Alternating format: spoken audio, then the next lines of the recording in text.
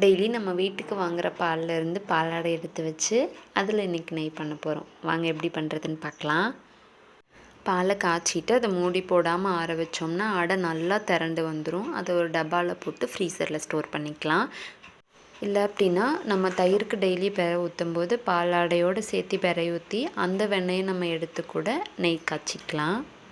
நான் ஒரு பாக்ஸ் ஃபுல்லாக பாலாடை எடுத்து வச்சுருக்கேங்க. அதை நான் மிக்ஸி ஜாரில் கொஞ்சம் கொஞ்சமாக போட்டு 3 தடவை வெண்ணெய் அடித்து எடுக்க போகிறேன். பாலாடை ஒரு 1/4 ஜார் வர மாதிரியும் ஐஸ் க்யூப்ஸ் கொஞ்சம் ஐஸ் வாட்டர் நிறையா ஊற்றி அடிக்கும்போது நல்லா வெண்ணெய் சீக்கிரம் திரண்டு வந்துடும். ஃபஸ்ட்டு ஒரு 2 மினிட்ஸ் அடிச்சுட்டு ஓப்பன் பண்ணி பார்த்திங்கன்னா நல்லா க்ரீமி டெக்ஸ்சரில் இருக்கும்.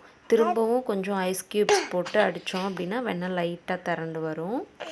திரும்பவும் கொஞ்சம் ஐஸ் வாட்டர் ஊற்றி அடித்தோம் அப்படின்னா வெண்ணெய் தனியாக பால் தனியாக பிரிஞ்சு வரும்.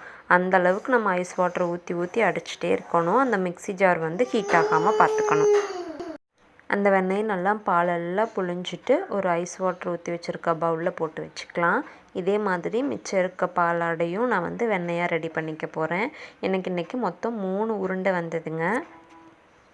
அந்த 3ஐயும் ஐஸ் வாட்டருக்குள்ளேயே போட்டு வச்சுட்டு இப்போ ஸ்டவ் ஆன் பண்ணி அடுப்பை லோ ஃப்ளேமில் வச்சுட்டு நம்ம வெண்ணெய் காய்ச்சிற பாத்திரத்தை லைட்டாக ஹீட் பண்ணிக்கணும்.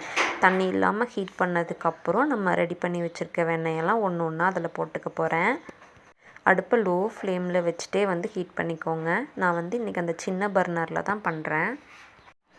வெண்ணெயெல்லாம் நல்லா உருகி அந்த நுரையெல்லாம் திரிஞ்சு வந்ததுக்கப்புறம் அதில் கருகப்பிலோ இல்லை முருங்கை இலையோ போட்டு அதை நல்லா முருகி வந்ததுக்கப்புறம் ஸ்டவ் ஆஃப் பண்ணிடுங்க. நெய் காய்ச்சும் போது இருக்க பேட் ஸ்மெல் பார்த்துட்டா நெய் ஊற்றி சாப்பிட்ற ஆசையே போயிருங்க. ஆனால் அது நல்லா ஆறுனதுக்கப்புறம் அவ்வளோ மணமாக இருக்கும். நல்லா ஆறுனதுக்கப்புறம் அது ஒரு ஃபில்ட்ரு வச்சு வடிகட்டிட்டு அது ஒரு பிளாஸ்டிக் டப்பாலேயோ இல்லை கிளாஸ் ஜார்லேயோ போட்டு நம்ம ஃப்ரிட்ஜில் வச்சு ஸ்டோர் பண்ணிக்கலாம். வீட்டில் ரெடி பண்ணுற நெய் உண்மையாலுமே நல்ல மணமாக இருக்கும். ட்ரை பண்ணி பாருங்கள்.